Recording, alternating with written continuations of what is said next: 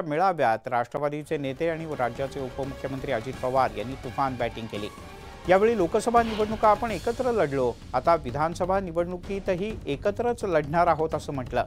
पण आगामी स्थानिक स्वराज्य संस्थांच्या निवडणुका स्वतंत्र लढायच्या आहेत अशी घोषणाच अजित पवार यांनी करून टाकली। त्यामुळे महायुती ही केवळ विधानसभेपुरतीच असल्याचं स्पष्ट झालंय। स्थानिक स्वराज्य संस्थांच्या निवडणुकीत राजकीय पक्ष स्वतंत्र मैदानात उतरणार असल्याचं आत्ताच स्पष्ट झालंय।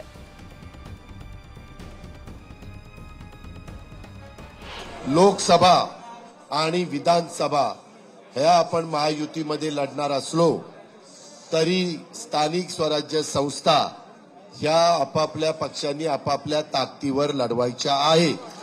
त्यामुळे महानगरपालिका, नगरपालिका, जिल्हा परिषद, तालुका पंचायत यामध्ये राष्ट्रवादी काँग्रेस पक्षाला तिथल्या कार्यकर्त्यांनी आपापल्या वॉर्डात, आपापल्या प्रभागात, आपापल्या गटात, आपल्या गणात काम व्यवस्थितपणे करा।